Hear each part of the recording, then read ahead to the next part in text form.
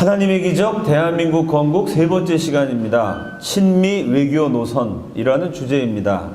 1904년이 되었을 때 러일 전쟁이 터지죠.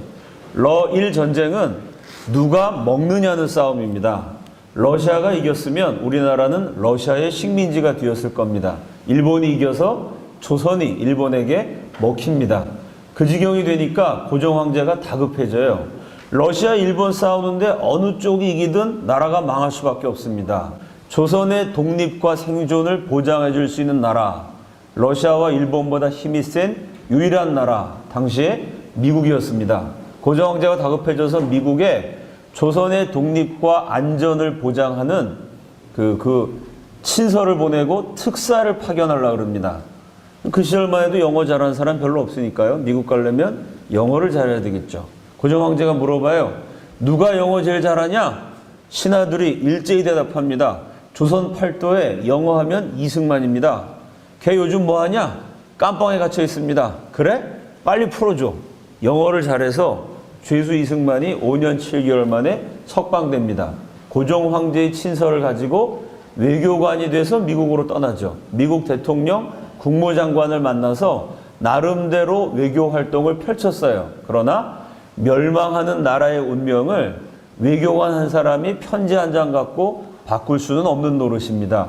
외교관 활동은 열매 없이 끝나고 이승만은 미국에 남아 공부를 하게 됩니다. 그 다음 장면이요. 근사하죠? 1910년에 찍은 사진입니다. 100년 전인데 지금 봐도 글쎄요, 지금 기준으로 봐도 미남이신 것 같아요. 미국에서 대학원 박사과정을 마칩니다. 조지 워싱턴 대학, 하버드 대학원, 프린스턴 대학교 박사과정. 결국 황인종, 동양인으로서는 최초로 아이비리그에서 국제법 박사가 됩니다. 이렇게 학자로 동양 최고 지성이 된 이승만이 박사학위를 받은 다음에 한 10여 년 몰두했던 것은 설교입니다. 전국을 돌아다니면서 수천 회의 부흥회를 했어요. 가는 데마다 교회를 세우고 성경 공부반을 만들고 예수 믿어야 우리 민족이 살아납니다. 이렇게 교육자, 설교자로서 10여 년을 보냈어요. 그러나 1919년에 이승만의 전도를 받은 이상제가 중심으로 해서 3.1운동을 일으키죠. 3.1운동 이후에 자, 우리 민족도 정부를 세워야 된다. 근데 대한민국 정부는 아니죠. 왜? 일본 놈들 우리 땅을 차지하고 있으니까요. 해방될 때까지 임시정부다. 상해 임시정부가 세워집니다. 그 상해 임시정부 대통령으로 이승만이 추대가 되죠. 대통령 취임식하는 장면입니다. 가운데 태극기 앞에 화환을 걸고 계신 분이 그 당시 45세의 이승만입니다. 이때부터 우리 민족의 최고 지도자가 되어서 독립운동을 이끌어가게 됩니다. 이승만의 독립운동 방법 한마디로 친미 외교 노선입니다. 요걸 갖고 시비 거는 인간들이 많죠.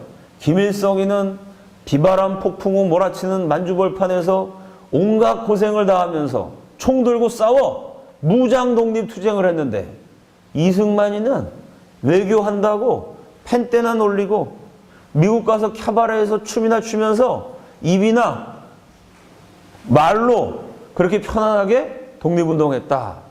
종북 세력들이 그렇게 많이 가르칩니다. 새빨간 거짓말이에요. 제가 아까 말씀드린 것처럼 제일 가난하게 고생 많이 하신 분이 이승만입니다. 김일성이는 독립운동을 한 1, 2년 고생을 안 했다고 할 수는 없는데 김일성이가 스스로 이렇게 얘기했어요.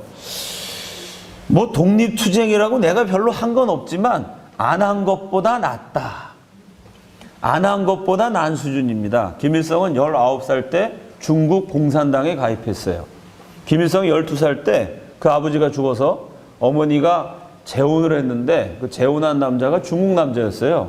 김일성이는 12살 때부터 만주벌판에서 중국 사람의 양아들로 자라납니다. 한국말을 잘 못했어요.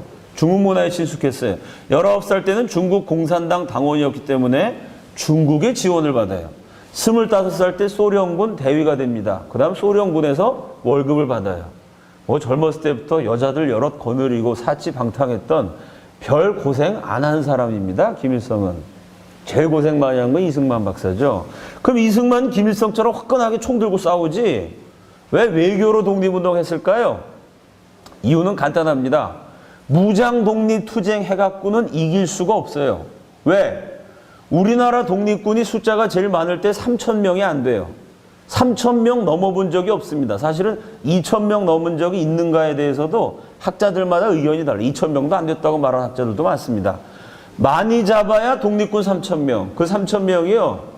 1인당 총 한 자루씩이 안 돌아갔습니다. 한 명이 총 들고 2명은 작대기 들고 이러고 싸웠어요. 일본은 그 당시에 700만 대군을 거느렸습니다. 항공모함이 있었고 전투기를 동원했어요. 상식적으로 생각해 봅시다. 항공모함 타고 전투기 몰고 오는 일본군 700만 명을 맨주먹 붉은 피로 작대기 들고 싸워가지고 물리칠 수 있을까요? 그거는 김일성이처럼 솔방울을 총알로 만들기 전에는 가랑잎을 타고 태평양을 건너고 뭐 축지법을 쓰고 그러기 전에는요. 작대기들 3,000명이 항공모함 탄 700만 명을 이길 수가 없어요. 그 이승만이 왜 외교했느냐? 간단해요. 무장 독립투쟁으로 일본을 못 이기기 때문에 그렇습니다. 도저히 상대가 안 되는데 현명하신 우리 선조들이 빛나는 승리를 거둔 적이 있어요. 독립군이 일본군 물리친 적이 있습니다. 무슨 사건이 생각나시죠? 청산리 대첩. 김좌진 장군이 청산리 대첩으로 일본군 한 1,500명쯤 죽였어요. 대단한 승리입니다. 여러분 간도사변이라고 들어보셨죠? 청산리 대첩하고 쌍둥이처럼 붙는 단어가 간도사변이에요. 청산리에서 1,500명이 죽은 일본군이 가만히 있었겠어요? 김좌진 장군이 지나간 지역에 사는 한국 사람을 다 죽여버립니다. 그게 간도사변이에요. 일본군 1,500명을 김좌진 장군이 죽였고 일본군이 보복으로 김좌진 장군이 활동했던 간도 지역에 조선인의 집 3,500채를 불태워요. 일본의 정책은 뭐냐? 독립군이 일본군 한 명을 죽이면 일본군은 그 독립군이 나타난 지역에 사는 조선 사람 100명을 죽여요. 간도사변의 피해 규모가 밝혀지지 않았는데 강간당한 다음에 불태워 죽인 여자의 시체만 96구가 발굴됐어요. 3,500채의 집이 불이 탔고 3,500채면 여러분 한 집에 4명 살았 옛날에 4명이 아니라 5명, 6명, 10명도 살았거든요. 요즘 기준으로 4명 살았다 해도 15,000명 됩니다. 그렇게 많은 사람 집을 불태워버렸어요. 강간당해서 불태워진 시체만 발견된 게 96구예요. 96구. 일본 놈들이 나머지는 다 어디다 감췄겠죠. 훨씬 많은 조선 여자들이 비참하게 죽었겠죠. 이승만의 글에 이런 내용이 나옵니다. 우리의 힘으로 일본과 싸워서 물리칠 수 있으면 좋다. 근데 현실적으로 싸워 이기는 게 불가능하다. 그렇다면 도저히 불가능한 싸움을 계속하면서 불쌍한 우리 동포들만 계속 죽어 없어지게 하는 것이 과연 지혜로운 독립운동 방법이겠느냐. 이승만이 질문을 던진 겁니다. 이승만이 이렇게 얘기했어요. 하나님이 조선을 독립시키실 것이다. 그걸 믿었어요. 하나님이 언젠가 우리 조선에게 해방을 주세요. 근데 문제는 뭐냐? 하나님이 조선을 다 해방시켰는데 무장 독립 투쟁하느라고 우리 국민들이 한 절반이 죽고 절반이 남아있어요. 죽은 사람한테 독립이 무슨 소용이 있겠어요? 이승만이 그 얘기를 합니다. 언젠가 하나님이 우리에게 분명히 독립을 주신다. 중요한 건 뭐냐? 독립을 주실 때 조선 백성이 많이 살아있어야 돼요. 살아서 독립의 기쁨을 맛봐야 돼요. 그래서 일본 놈 한 명 죽이는 거 용감한 일이지만 그랬다가 조선 백성 100명이 죽기 때문에 우리 피해가 너무 크기 때문에 외교로 독립운동할 수밖에 없다. 무장 독립투쟁으로 일본을 이기기는 불가능하고 피해만 크다. 그래서 외교한 것입니다. 그 외교 가운데서도 친중 외교, 친소 외교, 뭐 친프랑스 외교 여러 가지 있을 텐데 왜 친미 외교냐? 이유는 간단합니다. 첫째, 미국은 그 당시에 기독교 민주주의 국가였어요. 우리 대한민국도 미국처럼 기독교 국가, 민주주의 국가 돼야 된다. 그 꿈이 있었기 때문에 당연히 친미로 기울었죠. 또 하나의 이유, 일본의 700만 대군을 우리 힘으로 물리치면 좋은데 우리 힘으로 못 물리치면 누군가 대신 싸워줘야 돼요. 그 우리가 괜히 예를 들어서 뭐 친중 외교를 해갖고 중국이 우리나라 해방시켜줄 줄 알고 기껏 중국한테 기대를 걸었는데 일본하고 싸워서 중국이 깨지면 우리는 닭 쫓던 개 지붕 쳐다보는 꼴이 되겠죠. 그럼 외교를 하려면은 일본을 확실히 이겨줄 수 있는 카드가 있어야 돼요. 일본의 700만 대군을 물리칠 수 있는 유일한 나라가 그 당시 미국밖에 없었어요. 청나라, 일본, 러시아는 조선에 대한 영토적 야심이 있었어요. 조선을 멸망시키고 요 땅을 차지하려고 끊임없이 애써왔던 나라예요. 그러니 우리가 외교를 펼친다고 일본 물리친다고 중국 편에 붙었다간 중국의 속국이 돼요. 러시아 편에 붙었다간 러시아의 속국이 돼요. 왜 이승만이 미국을 선택했느냐? 미국은 한국, 한반도에 대한 영토적 야심이 없는 유일한 강대국입니다. 굳이 한국 땅을 점령해서 식민지로 만들고 싶은 생각이 없어요. 미국에 사람 안 사는데 석유가 깔려 있어요. 깔려 있어요. 사람 안 사는 지역이 아마 대한민국이 한 10배 넘을 거예요. 석유, 가스가 엄청 묻어져 있는데 인구가 3억 인구지만 그 넓은 땅에 비해서는 인구가 부족해갖고 사람 안 사는 데가 널려 있어요.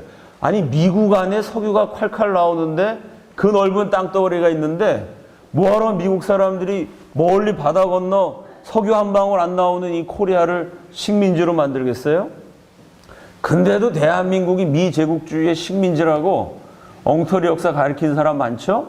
만약에 한국이 미국의 식민지라고 가정해 봅시다. 여러분 본국하고 식민지하고 무역을 해요. 어느 쪽이 이익을 봐야 될까요? 본국이 이익을 봐야죠. 본국이 식민지를 착취하니까. 인터넷 검색해 보세요. 지금까지 한국과 미국이 무역을 해갖고 무역 흑자, 우리가 돈을 벌었어요. 무역 흑자가 몇 년 전에 누적 무역 흑자가 100조를 돌파했어요. 한국이 미국의 식민지라 그러는데 식민지가 본국을 착취해요. 식민지가 본국한테 100조 원을 벌었어. 100억도 아니고 100조를 벌었어요. 이거 식민지 맞아요? 말도 안 되는 소리, 말도 안 되는 소리. 이승만이 왜 친미 외교를 했느냐? 세 가지. 첫째, 기독교 민주주의 국가이기 때문에. 둘째, 현실적으로 일본을 물리칠 수 있는 유일한 나라이기 때문에. 셋째, 한국에 대한 영토적 야심. 한국을 굳이 식민지로 만들 생각이 없는. 한국 식민지로 만드는 데 쓴 돈이면 미국 땅에 석유 철철 나오는 그 땅 개발하는 게 몇백 배 이익이 되는 그런 나라였기 때문입니다. 그럼 이승만이 우리가 힘이 없어서 미국의 힘을 빌어서 독립을 해야 되거든요. 그럼 미국의 힘을 어떻게 빌렸을까요? 우리 코리아는 정말 불쌍합니다. 아프리카보다 못 살아요. 평균 수명이 37세입니다. 진짜 평균 수명 37세였어요 그때. 지금 우리나라 평균 수명 81세 아닙니까? 37살밖에 사람이 못 살아요. 끔찍한 얘기죠. 유아 사망률 60%, 어머니들의 애를 10명 낳으면 6명이 2살, 3살 되기 전에 죽는 비참한 나라. 제발 코리아를 불쌍히 여겨 주옵소서. 제발 코리아에게 은혜를 베풀어 주소서라고 미국 사람들에게 간청하지 않았어요. 다 함께 따라합시다. 절대로 기죽지 말자. 아멘이시죠?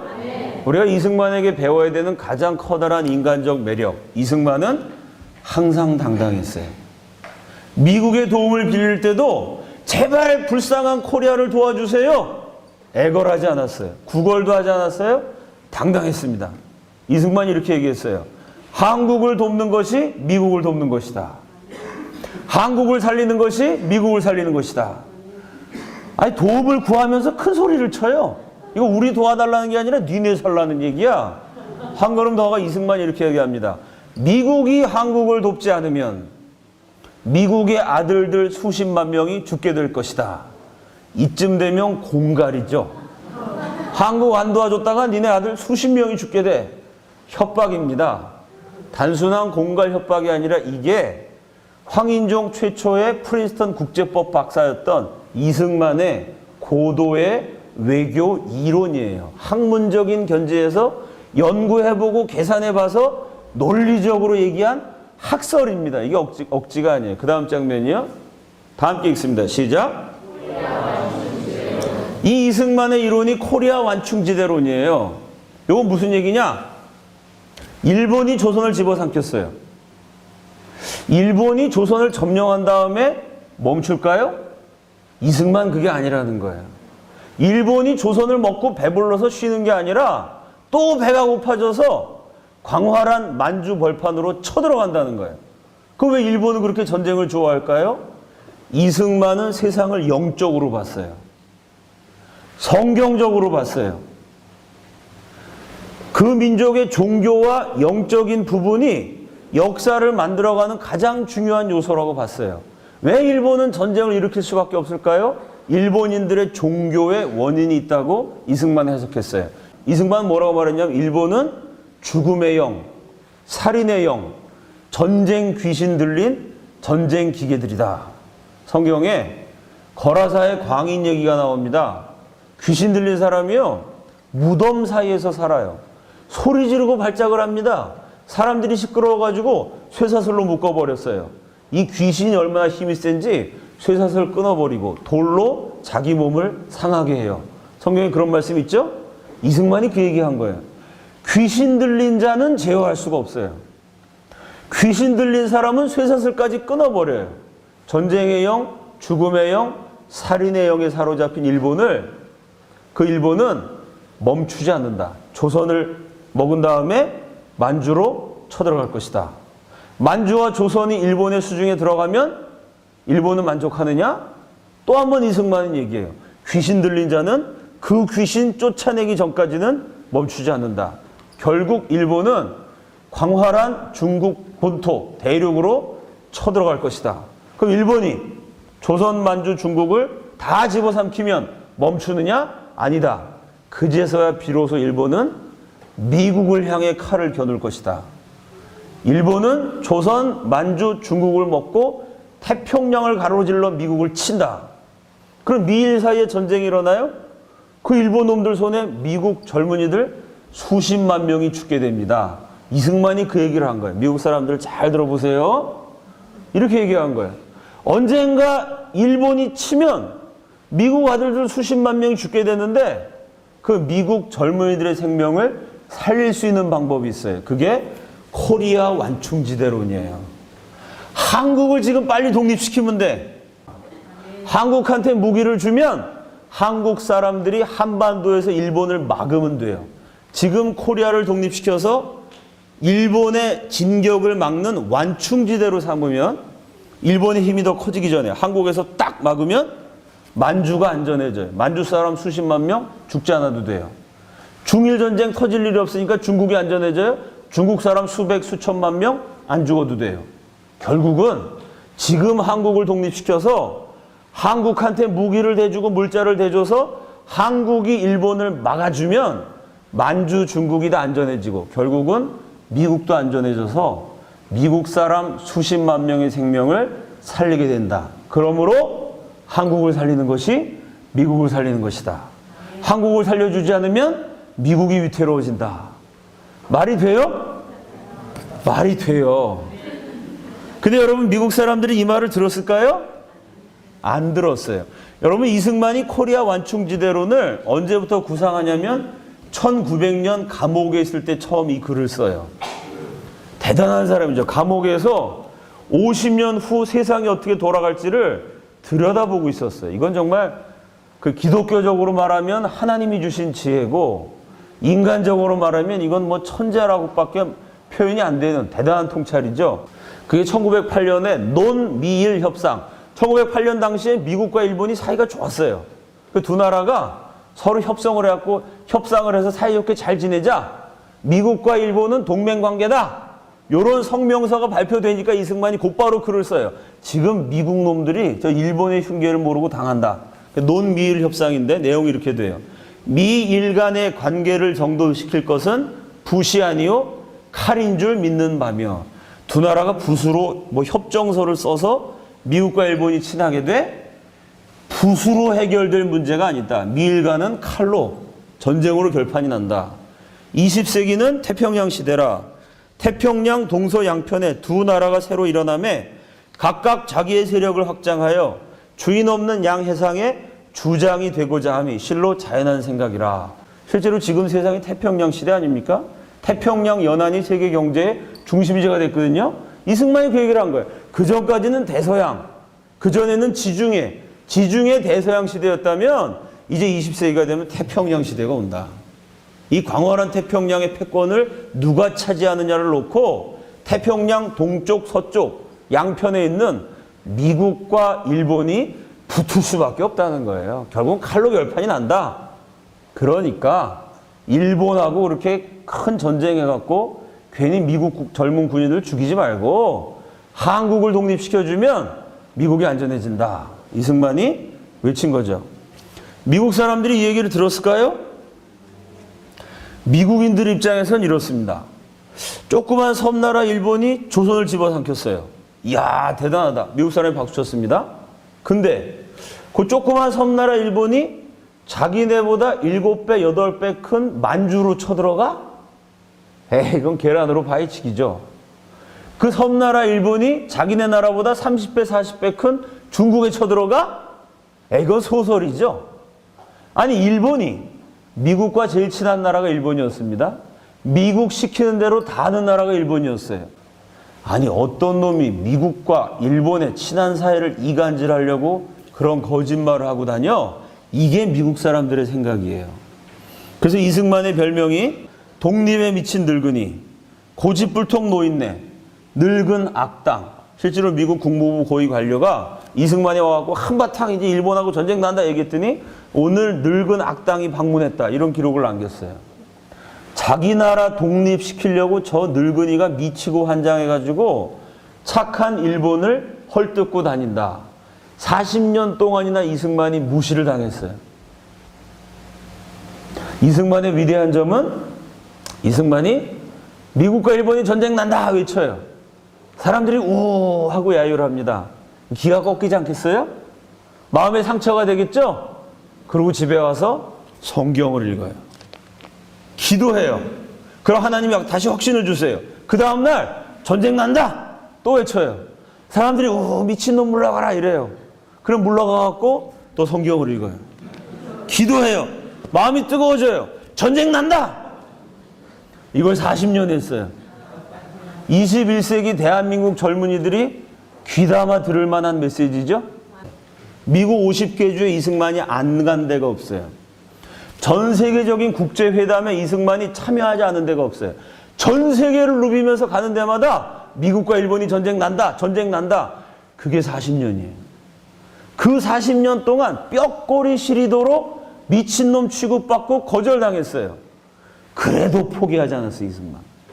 왜? 그렇게 외면당하고 와서 말씀 보고 기도했어요. 말씀과 기도 속에 새롭게 힘을 내갖고 또 한 번 외쳤어요. 또 야유를 당해요. 물러나서 다시 말씀 보고 기도했어요. 그 의지와 집념이 대한민국을 만든 것입니다. 한두 번 실패한다고 꺾여서 되겠어요? 아니 뭐 취직을 하든 대학을 가든 연애를 하든 뭐 한 20, 30번 실패해도 20번 실패했다. 21번째 성공하면 된 거죠. 그렇지 않아요? 그럼 성공자가 되는 거죠. 21번째 성공을 하면 20번 동안 실패한 게 다 보상이 되는 겁니다. 인생은 그렇게 쉽게 포기하면 안 돼요. 아멘이시죠? 40년 저짓을 했어요. 40년. 대단하신 분이십니다. 근데 이승만이 미친놈 소리 들으면서 전쟁 외치고 다닌 지 30년이 지났어요. 30년. 어느새 청년이 노년이 됐습니다. 이승만이 전쟁 난다고 외친 지 30년 만에 진짜로 일본군이 만주에 쳐들어가요. 만주사변이 일어나요. 그리고 이승만을 미친놈 취급했던 미국 사람 가운데 주로 대학 교수들이 야, 프리스턴 대학 박사 아무나 받는 거 아니구나. 우리가 못 보는 걸 이승만이 봤구나. 30년 만에 이승만의 주장에 동조하는 학자들 그룹이 생겨나요. 37년 만에 미친놈 소리 듣고 37년 만에 중일전쟁이 일어나요.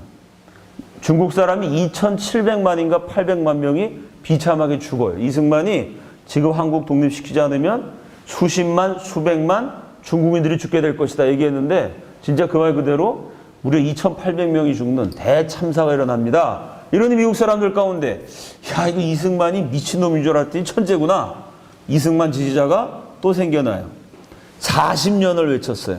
1939년 명색이 대한민국 임시정부 대통령인데 이승만을 따르는 부하가 딱 5명 있었어요.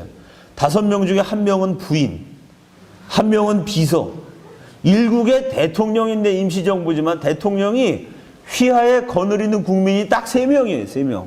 왜? 아니 우리 대통령은 맨날 입만 열면 일본하고 미국하고 전쟁하고 그 전쟁에서 미국이 이기고 미국 도움받아 우리가 대한민국 건국한다. 무슨 이건 녹음기야. 40년 동안 똑같은 소리만 해. 근데 전쟁이 안 일어나니까 그 추종자들이 지쳐갖고 뿔뿔이 흩어져요. 밤낮 그 소리, 똑같은 소리 40년째 이러고 사람들이 다 떠났어요. 사람들이 뿔뿔이 흩어지는데 오히려 이승만 일기장에 이렇게 썼습니다. 하나님의 결정적인 시간이 다가왔다. 조선은 해방될 것이다. 이렇게 딱 쓰고 하와이에서 독립운동 하시던 분이 재산을 총정리해요. 워낙 가난하게 사셔서 하와이에서 가진 거 다 팔았지만 결국 얻을 수 있는 집이 미국 수도 워싱턴에 싸구려 셋 방을 하나 얻어요. 그 집이 왜 이렇게 싸냐면요. 그 집에서 이렇게 가만히 앉아있으면 사람 소리가 아니라 짐승 소리가 들려요. 창문을 열고 밖을 보면 사람이 보이는 게 아니라 짐승들이 막 뛰어댕겨요. 왜냐하면 세계에서 제일 큰 동물원 바로 옆에 있는 집이에요. 그러니 막 사자가 으르렁거리고 기린이 뛰어댕기고 막 정신이 없어요. 워낙 동물 소리 때문에 시끄러워서 싼 집이었어요. 왜 워싱턴으로 이사 갔냐면 지금이야 인터넷으로 책 주문해서 연구할 수 있지만 그때는 인터넷이 없었죠. 책을 쓰려면 도서관 옆으로 이사를 가야 돼요. 세계에서 제일 큰 이 국립 워싱턴 미국 도서관 가까운데 집을 얻어놓고 1년 동안 세계적인 학자들의 책을 대출해서 읽고 연구하면서 1년 동안 영어로 책을 써요. 1939년 12월에 집필을 시작해서 1940년 12월에 원고를 탈고합니다. 그 이듬해 1941년 6월에 이승만의 책이 발간이 됐어요. 그 다음 장면이요. 이승만 책 초판본 사진입니다. 일본 지도가 있죠.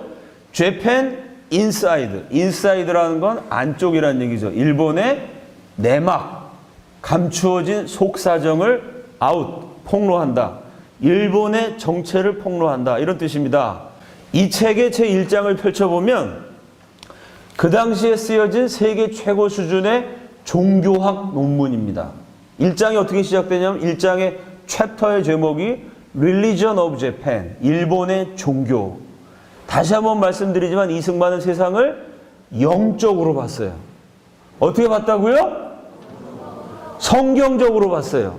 어떻게 봤다고요? 영적으로 성경적으로 보는 게 정상입니다. 그게 특별한 게 아니고 특이한 게 아니에요. 왜? 하나님이 세상을 지으셨거든요. 하나님은 영이시라 그랬습니다. 영이신 하나님이 세상을 지으셨기 때문에 세상은 영적인 법칙을 따라 돌아가게 돼 있어요. 제 말이 맞죠? 1장 일본의 종교. 일본은 왜 전쟁을 일으킬 수밖에 없는가? 죽음의 영, 살인의 영, 전쟁 귀신 들린 8천만 일본인은 전쟁을 일으킬 수밖에 없는 전쟁 기계다. 1장은 그 당시 일본 종교에 대한 가장 탁월한 종교학적 논문이에요. 중간에 6장과 7장에 보면 이렇게 돼 있어요. 가까운 시일 내에 일본은 석유를 얻기 위해서 북쪽 알래스카를 치거나 아니면 태평양을 가로질러 하와이를 기습공격할 것이다. 맨 마지막 13장은 이렇게 돼 있어요. 미국을 비롯한 기독교 문명국들은 연합군을 구성해서 일본을 패배시킬 것이다. 기독교 연합군이 일본을 그들이 살던 섬나라로 돌려보내는 일본 패망의 그날, 전 세계는 침략자 일본에게 가장 먼저 짓밟혔지만 절대로 굴복하지 않았던 한 용맹한 민족의 찬란한 부활을 목격하게 될 것이다. 그 민족은 My Country Korea, 한국이다. 미국을 위시한 연합국이 일본을 패망시키는 그날, 한국은 다시 한번 찬란하게 부활해서 다시 한번 고요한 아침의 나라로 전 세계 열강과 어깨를 나란히 하게 될 것이다. 이러고 책이 끝나요. 제가 이 책 내용 그대로 외우느라고 고생을 많이 했어요. 비록 영어로 외운 데는 실패했으나 지금 번역한 한국 내용 그대로입니다. 자, 이 책이 딱 나오니까 이때쯤이면 미국에 이미 이승만 팬클럽이 있어요. 이승만이 말한 대로 그대로 맞으니까 미국 지식인들 사회에서는 야, 이승만이 부탁도 안 했는데 이승만 대단하다. 저 책을 읽고 서평을 쓴 사람들이 있었어요.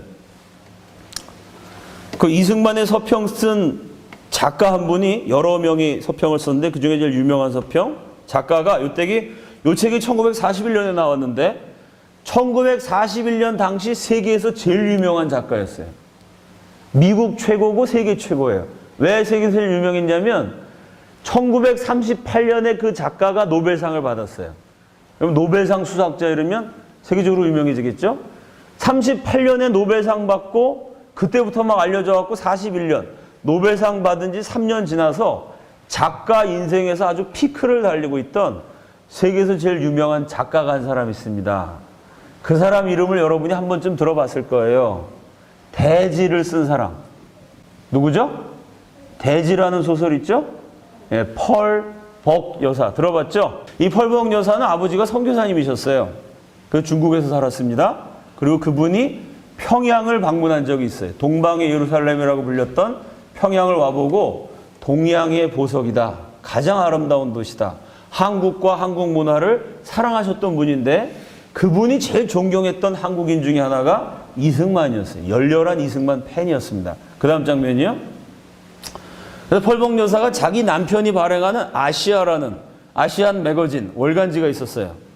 1941년 6월 이승만 책이 출판되고 3달 만에 9월에 펄벅 여사, 그 당시 세계에서 제일 잘 나가던 작가가 이승만 책을 읽은 소감, 서평을 썼어요. 첫 문장이 It is a terrifying book. terrifying 그러면은 이 terrifying이란 단어가 테러하고 비슷하죠? 어근이 같죠? 이게 아주 공포스러운, 무시무시한, 살벌한, 살떨리는 이런 뜻이에요. 이 책은 무서운 책이다. 첫 문장이 이렇게 시작돼요. 왜 무섭냐? 이제까지 이승만이 말한 것은 틀린 적이 없다. 일본이 만주를 친다고 말하니까 진짜 만주사변이 일어났어요. 일본이 중국을 친다고 말하니까 진짜 중일전쟁이 일어났어요. 이승만의 말은 틀린 적이 없기 때문에 나는 너무 무섭다. 이 첫 문장이에요. 제일 마지막 문장은 거듭 말하지만 나는 이것이 진실임을 두려워한다. 이승만이 쓴 책 내용이 가짜가 아니라 진실이기 때문에 이 책 그대로 될 것이기 때문에 이 책에 의하면 일본이 미국을 쳐서 미국의 젊은이 수십만 명이 죽을 생각을 하니까 나는 너무 무섭고 두렵다. 이런 서평을 썼어요.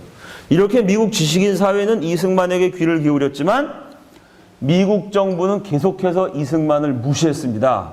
그러다 결국 대가를 치르죠. 1941년 12월 8일 날 그 프랭클린 루즈벨트 대통령이 1941년 12월 8일 날 전 국민 앞에 나와서 떨리는 목소리를 연설합니다. 이렇게 연설이 이렇게 시작돼요.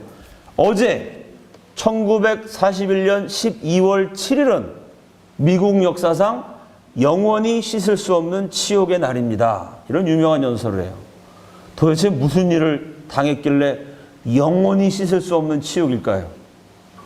그 전날 1941년 12월 7일 날 일본이 진주만을 기습 공격합니다. 태평양 전쟁에 반발하면서 단 하루의 전투에서 미국 최정예 해병대 5,030명이 죽어요. 이 태평양 전쟁으로 미국 젊은이 30만 명이 일본인의 손에 의해서 죽게 됩니다. 이승만이 40년 동안 뭐라고 외쳤냐면은 조선을 살리지 않으면, 한국을 살리지 않으면 미국의 아들들이 죽게 된다. 외친 지 꼭 41년 만에 진짜 전쟁이 터집니다. 그러니 미국 정부가 그동안 이승만을 괄세하다가 이 전쟁을 계기로 태도가 180도 바뀌겠죠. 일본하고 전쟁을 해야 되는데 일본은 우리 미국을 칠 준비를 했는데 왜 우리는 그동안 대비하지 못했던가? 미국 지식인들, 정부가 뼈아프게 반성합니다. 이제라도 우리가 일본과 싸우려면 일본을 알아야 된다. 그런 뜻으로 미국 정부가 국민의 세금, 나라 돈으로 저 이승만의 책을 수만 권 사서 미국 군인들한테 나눠줘요. 이 책 읽고 일본과 싸워서 이기자. 미국 정부가 저 책을 뿌려주니까 버마 전선에서 일본과 싸워야 되는 영국 정부도 우리도 하자. 영국 정부도 국비로 이승만 책을 사서 뿌려요. 미국, 영국에서 이승만 책이 베스트셀러가 되니까 프랑스도 덩달아 우리도 한번 읽어보자. 이승만 책이 세계적인 베스트셀러가 됩니다.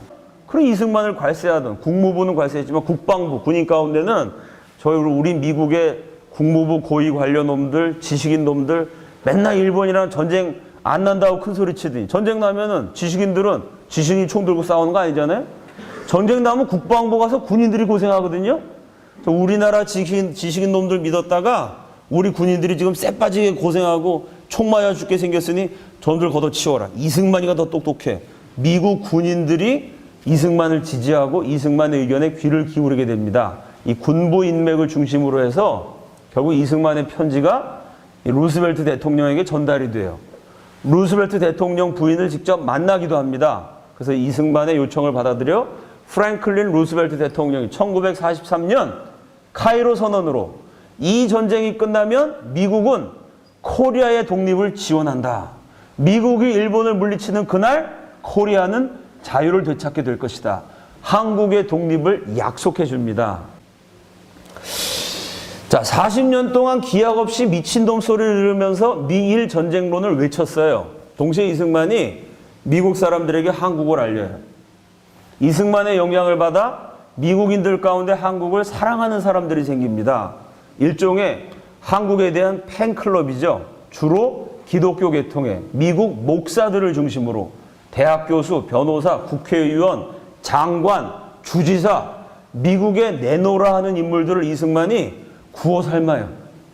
한국을 사랑하는 사람으로 만들어요. 끊임없이 한국을 알립니다. 그분들이 모여갖고 만든 단체가 한국 친우회라는 단체가 있어요. 그 한국 친우회를 기반으로 이승만이 계속 미국의 원조와 도움을 한국으로 끌어당기게 됩니다. 어느 날 한국 친우회 회장님이 젊은 미군 소령을 한 사람 데리고 왔어요. 닥터 승만리, 내 딸내미가 얼마 전에 결혼했는데 우리 사이입니다. 이승만이 딱 보니까 한눈에 딱 알아봤어요. 이 사람 보통 사람 아니다. 이 젊은 미국인이 나중에 위대한 장군이 돼서 한국을 도와줄 일이 생길지도 모른다. 그때부터 이승만이 그 소령한테 무지하게 잘해줬어요. 생일날 선물도 주고 크리스마스에 카드도 주고 구워 삶았어요. 이승만이 그 미군 소령이랑 얼마나 친하게 지냈냐면요. 그 소령이 나타나면 그냥 얘기하는 게 아니라 팔짱을 껴. 그리고 귀에다 대고 속삭이듯이 얘기해. 그래서 미군만 나타나면 이승만 대통령 부인 프란체스카 여사가 배가 살살 아파요. 우리 남편이 나보다 저 미국 남자를 더 사랑하네? 혹시 동성애? 뭐 이러면서. 부인이 질투를 느낄 만큼 미군 소령 하나한테 잘해줬어요. 그 다음 장면이요. 그 사람이 메가더 장군이에요. 메가더가 6.25 때 미군 끌고 와서 인천 상륙작전 했죠? 그게 공짜로 된 게 아닙니다. 그게 이승만의 위대한 업적 중에 하나예요. 메가더가 소위 시절부터 이 사람이 위대한 장군이 되면 나중에 한국이 크게 덕볼 일이 있을지도 모른다. 꿰뚫어보고 메가더랑 끊임없이 친하게 지냈어요. 만나보니까 두 분이 너무 잘 통해. 둘 다 천재고 또 하나 중요한 거는 이승만은 동양인 최초의 프리턴 박사, 메가더는 지금도 깨지지 않는 기록. 미국 육군사관학교 웨스트포인트를 지금까지도 가장 우수한 성적으로 졸업한 천재예요. 둘 다 천재고 또 더 중요한 점은 둘 다 독실한 기독교인이에요. 취미가 똑같아. 취미가 뭐냐? 밤에 잠들기 전에 절대로 그냥 잠자지 않아요. 이승만 박사가 어떻게 하냐? 부인한테 성경을 읽어줘. 와이프한테. 자, 나 다 읽었으니까 그 다음 당신 차례. 그럼 와이프가 또 성경을 읽어줘. 부부가 서로 성경을 읽어준 다음에 잠이 들어요. 메가더도 똑같이 그렇게 해. 와이프하고 서로 성경 읽어주다가 잠이 들어요. 아름다운 부부죠? 아주 독실한 기독교인. 두 분이 너무 친하게 지냈어요. 저 메가더를 완전히 한국 편으로 구워 삼기 위해서 이승만이 세상 말로 하면 별 짓을 다 합니다. 그 중에 하나, 메가더의 아버지도 유명한 미국의 장군이었어요. 아버지 메가더가 조선을 방문했습니다. 고종 황제가 강대국 장군의 방문에 고맙다는 표시로 조선의 국보급 향로를 선물했어요. 조선의 국보니까 지금으로 치면 고려 청자, 조선 백자 이 정도 되는 향로. 얼마나 아름다웠겠어요. 걸작품입니다. 이 아버지 메가더가 그 향로를 아주 기뻐했어요. 이분이 성격이 특이한 게 자랑하는 거를 좋아해요.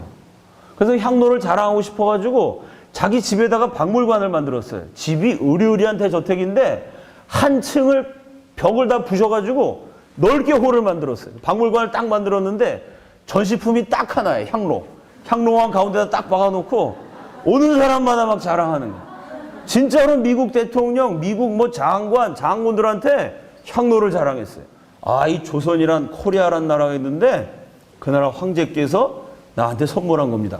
미국 사람들이 보면 이야, 이 조선의 국보가 걸작품, 예술품이 대단해. 이야, 멋있습니다. 그 기분이 좋은 거야. 자랑하는 걸 좋아했어.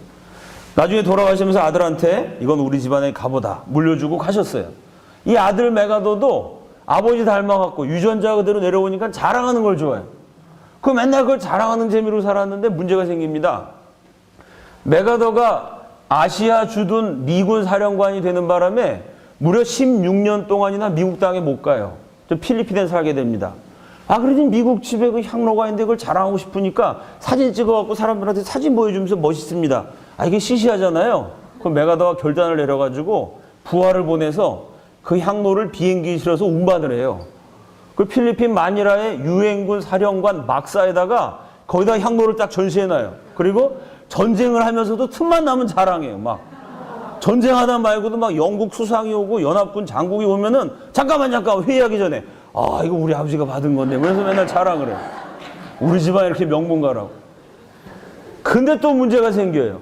아, 일본군이 갑자기 필리핀 메가더 사령부를 기습 공격합니다. 그 메가더가 급하게 도망을 치다가 부관이 실수로 그 향로를 태평양 바다에다가 빠뜨려요.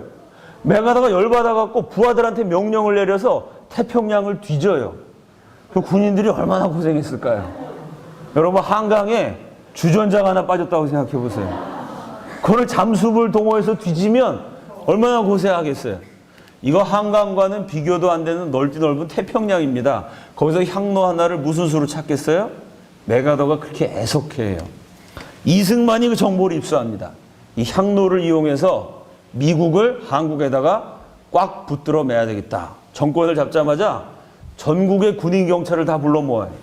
지금부터 내가 내리는 명령에 우리 민족의 운명이 달려있다. 한마디 했더니 군인 경찰들이 막 눈이 휘둥그레져. 야, 이거 지금 나라 망하는 거야? 무슨 일이야? 두 가지 명령 내려요. 첫째, 메가더의 아버지가 선물로 받은 향로. 그 향로를 만들어낸 조선인 장인, 예술가가 누군지를 찾아내라. 둘째, 여러분 예술가가 향로 하나만 딱 만들고 죽지는 않았겠죠. 비슷한 걸 몇 개 만들었겠죠. 그 장인이 만든 비슷한 수준의 국보급 향로를 찾아내라. 이 명령에 우리 민족의 운명이 달려있고 이 명령을 완수하는 자 3계급 특진. 이러니 막 군인들이 눈에 불이 납니다. 3계급 특진이면 소위가 갑자기 중위대의 소령이 되는 거예요. 이야, 막 전국을 다 뒤져요. 그래서 비슷한 국보급 향로를 3개를 찾아내요. 이승만이 3개를 딱 포장한 다음에 1948년 8월 15일 역사적인 대한민국 건국일에 메가더 장군을 초청해요.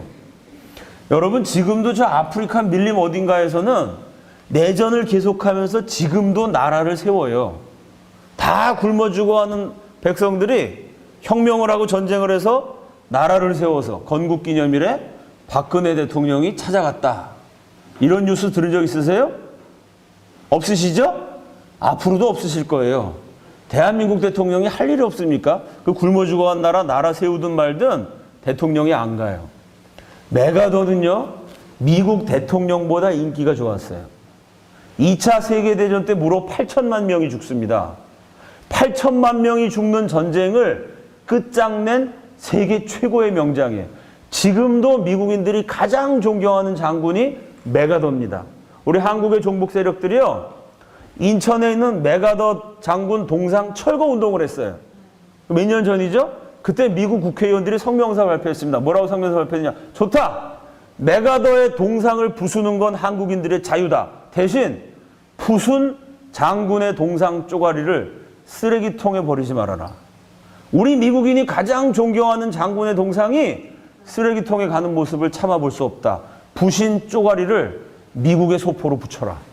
우리 미국에서 다시 조립해가지고 우리 미국이 메가더를 얼마나 존경하는지, 그 존경하는 메가더에게 한국인들이 무슨 짓을 했는지 전 세계 앞에 광고하겠다. 실제로 미국 국회의원이 이런 얘기를 했어요.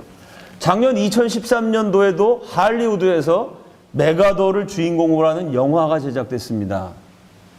전 세계적으로 개봉을 했는데 한국만 개봉을 안 했어요. 메가더는 지금도 존경받는 위대한 인물입니다.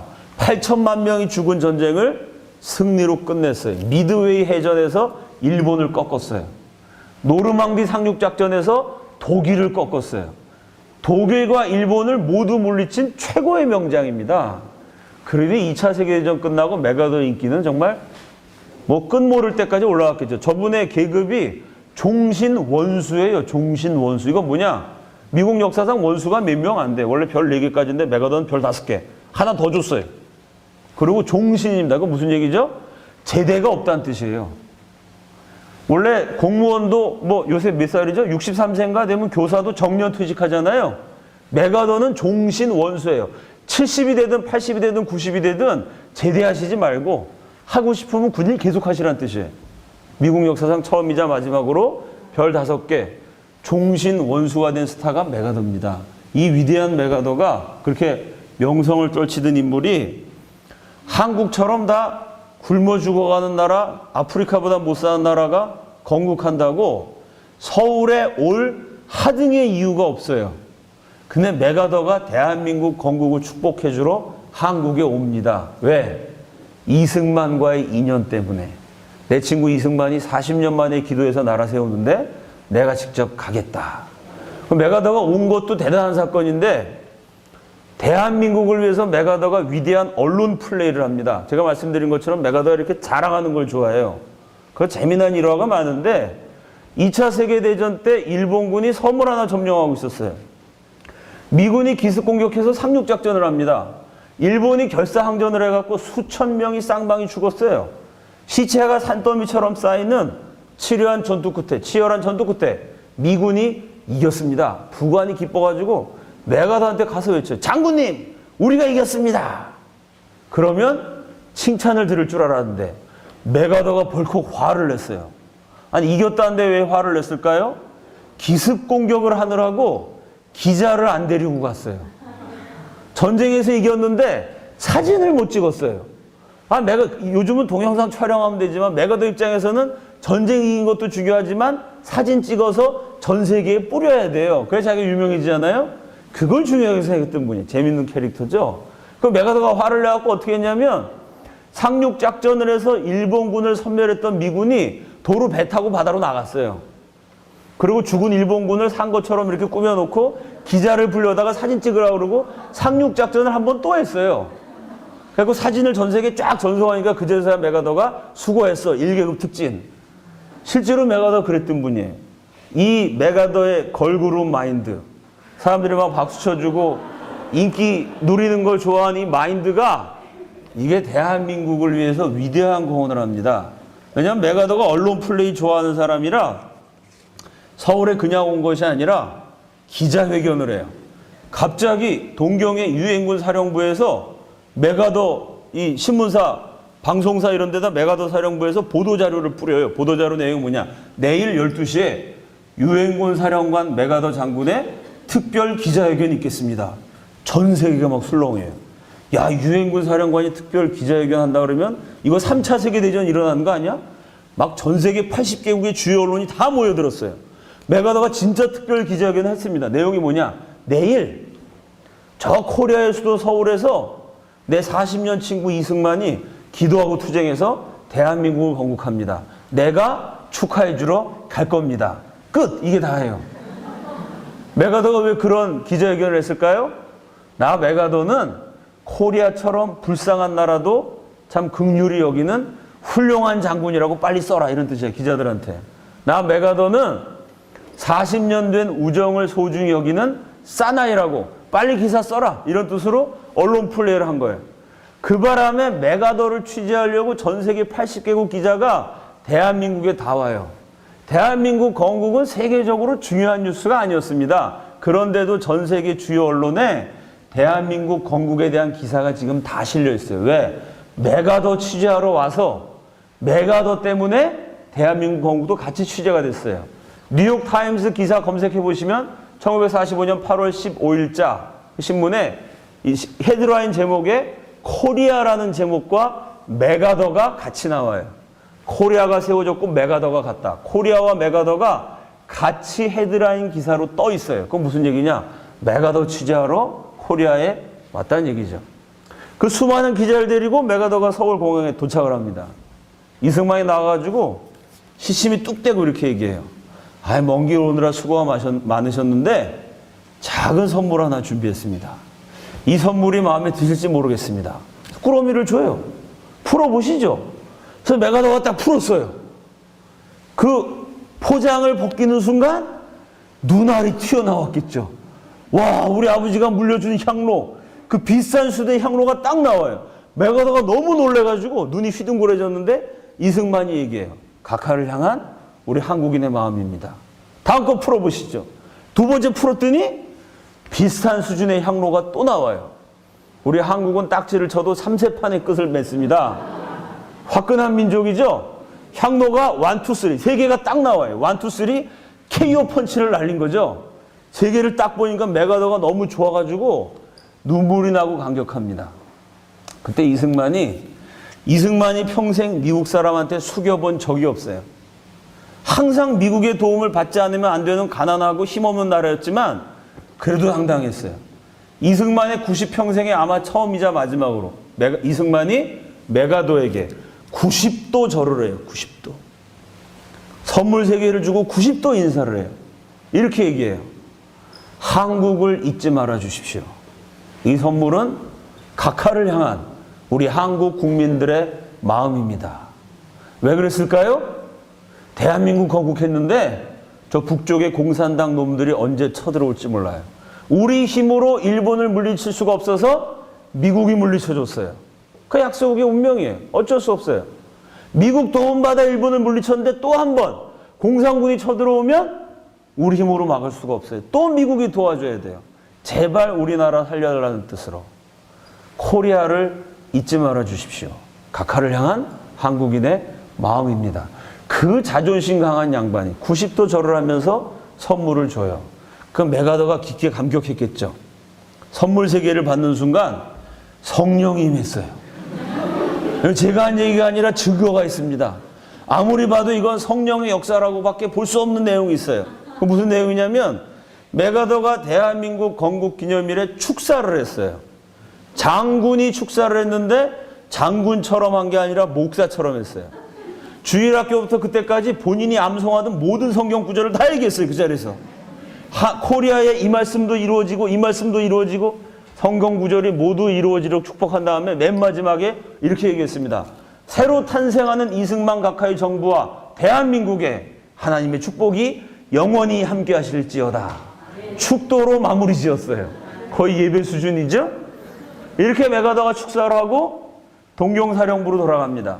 마지막 비행기 트래블로르는 메가더의 모습을 사진으로 담기 위해서 전 세계 수십 개 주요 언론사들이 막 카메라 플래시가 터져요.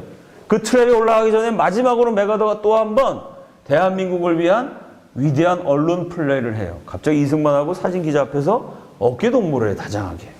그리고 이승만에게 얘기합니다. 이승만 대통령 각하. 어깨 동무라고 이승만하고 얘기하려면 이렇게 옆을 보고 얘기해야 되는데 앞을 보고 얘기해요. 그럼 무슨 얘기죠? 빨리 받아 적어 이런 뜻이에요. 기자들한테. 이승만 대통령 각하 하면서 이렇게 말해요. 만약에 38선 이북에 무신론 공산주의자들이 쳐들어오면 저 메가더는 코리아의 수도 서울에서 전쟁이 난 것이 아니라 미국의 수도 워싱턴에서 전쟁이 났다고 믿고 한국의 강원도, 경기도, 한국의 어느 지역이 기습 공격을 당한 것이 아니라 미국의 텍사스, 캘리포니아가 공격당했다고 믿고 있는 힘을 다해 싸워 공산당 놈들을 물리쳐 각하의 수도와 각하의 정부와 각하의 조국 대한민국을 지켜드리겠습니다. 이 얘기를 옆을 보는 게 아니라 앞을 보면서 2번 얘기했어요. 왜 2번 얘기했을까요? 못 적은 애들 빨리 받아 적으라고. 그대로 적으라고. 메가더가 2번씩이나 얘기했기 때문에 인터넷 검색해 보세요. 1948년 8월 15일자 뉴욕타임스 검색해 보시면 제가 아까 말씀드린 것처럼 코리아라는 이름과 메가더라는 이름이 나란히 나와요. 그리고 메가더가 한 얘기, 지금 제가 한 얘기를 뉴욕 타임스 기자가 그대로 적었어요. 그 논평을 덧붙였어요. 뭐라고 논평했느냐? 오늘 맥아더가 오버했다 이렇게 썼어요.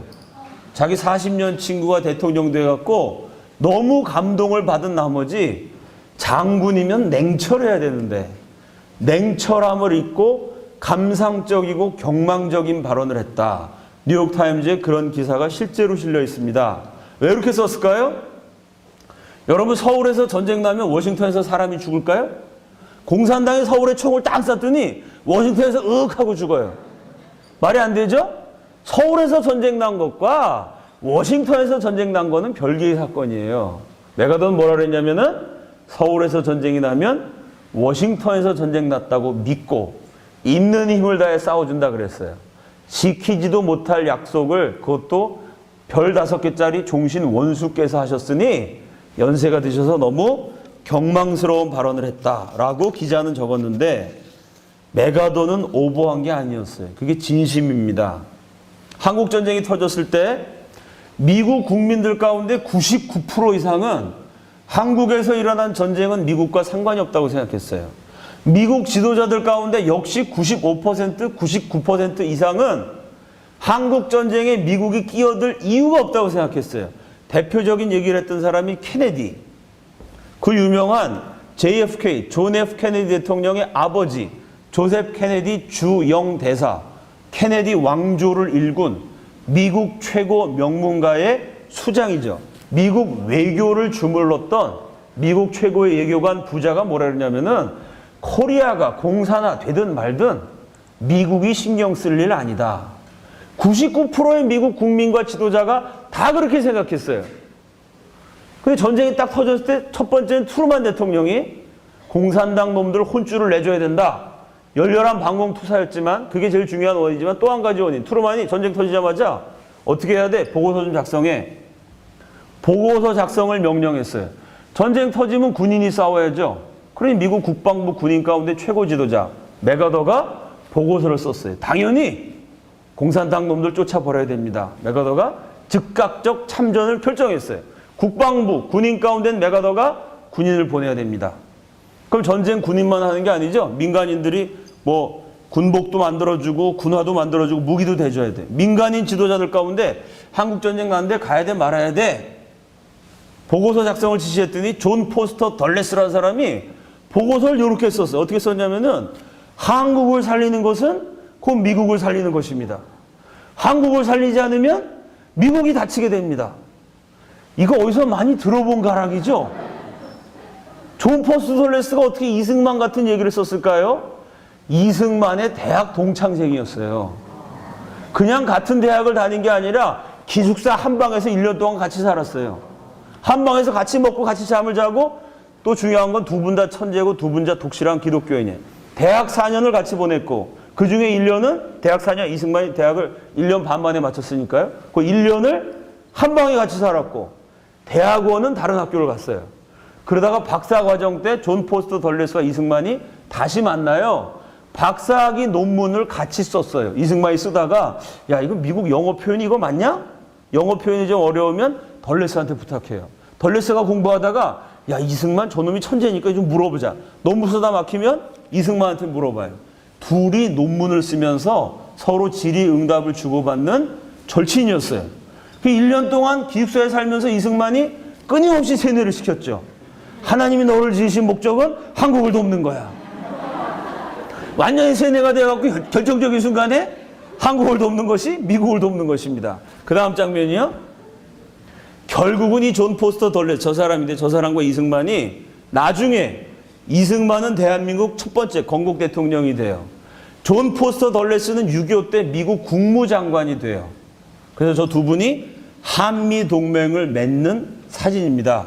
두 사람이 대학생이었는데 한 사람은 우리 대한민국의 건국 대통령, 또 한 사람은 미국의 대통령 바로 밑에 국무장관, 미국 행정부의 최고 수장. 오늘날까지 미국인들이 설문조사하면요. 미국 역사상 최고의 국무장관이 누구냐? 그러면 1위 아니면 2위 하는 사람이 존 포스터 덜레스예요. 여러분 이승만이 얼마나 대단한 일을 했는지 좀 감이 잡히시죠? 오늘날 미국인들 대상으로 설문조사를 해보면 가장 존경하는 미군이 누구냐? 군인 부분 랭킹 1위가 메가더예요. 그 메가더를 40년 친구로 지냈어요, 이승만이. 그 메가더로 하여금 한국을 사랑하게 만들고 한국을 위해 목숨 걸고 싸우게 했어요.